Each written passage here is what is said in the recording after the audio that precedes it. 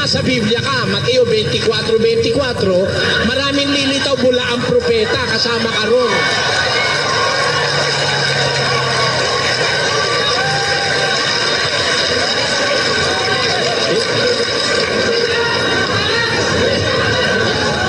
Ang totoo po niya, mga kababayan, ang pinuno po ni Ginoong Soriano ay naninigarilyo.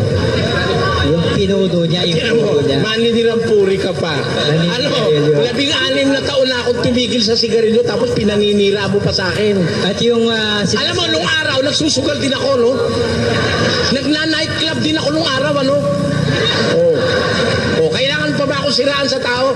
Pero, nung makilala ko yung aral ni Kristo, tinigilan ko. Ewan ko kung ikaw, nagbabanal-banalang ka.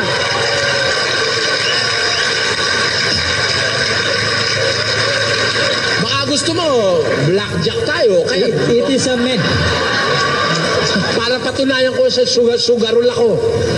Pero, kinalimutan ko na yun. Yung pong bawal manigarilyo, Mr. Soriano, tatapatin ko kayo, it is a medical statement. It is not a biblical statement. Baka kumabasa ko sa Biblia. Kumabasa ko sa Biblia. Basahin niyo yung salitang sigarilyo. Talo na ako, Mr. Soriano. Ay, tinan mo. Piloso ka palang kangkong eh. Basahin niyo, Mr. Soriano. Yung salitang sigarilyo. Babasahin ko. Ako ang bahala. Wala kang pakialam, ako babasa. Babasahin ko. Bawal yan. So, sabihin mo medical term. Nasa Biblia yan. Dahil kung medical term lang yan, di ako titigil dyan. Masarap yata. Basahin niyo, Mr. Soriano. Babasahin ko. Babasahin ko. Sige. Pag nabasa ko, tatanggapin mo. Talo ka na. Talo ko, Mr. Soriano. Talo ka na. Sige ha. Moderator, saksi kayo ha. Pag nabasa ko na masama ang sigarilyo, talo na siya ha. Tapos na diskusyon. Ito ha.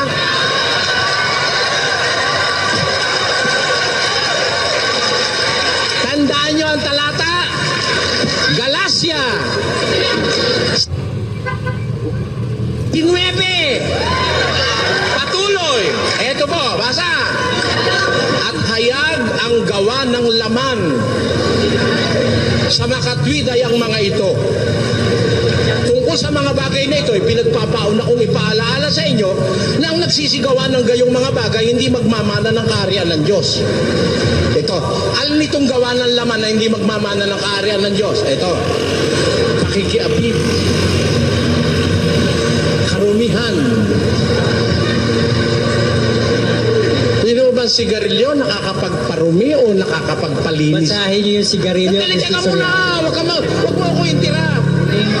Karumihan, kalibugan, pagsamba sa Diyos-Diyusan, pangkukulam, mga pagtataniman, mga pagtatalo, mga paninibugho, mga pagkakaalitan, mga pagkakampi-kampi, mga pagkakabahabahagi, mga hidwang pananampalataya, mga kapanaghilian, mga paglalasing, mga kalayawan, at ang mga katulad nito.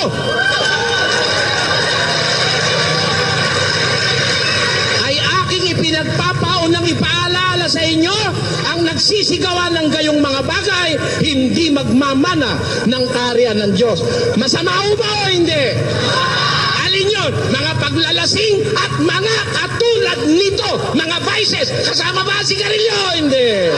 Kasama, pati syabuan doon. Pag sinabi mo na walang syabu sa Biblia, pwede ka lang magsyabu, ngayon din papadakip kita. May kasama akong pulis, akala mo?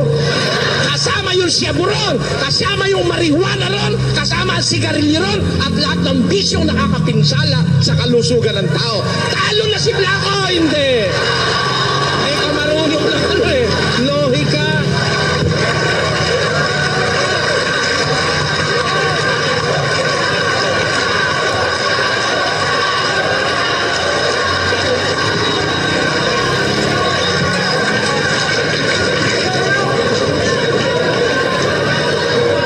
Paninigarilyo, panalo na si Mr. Soriano.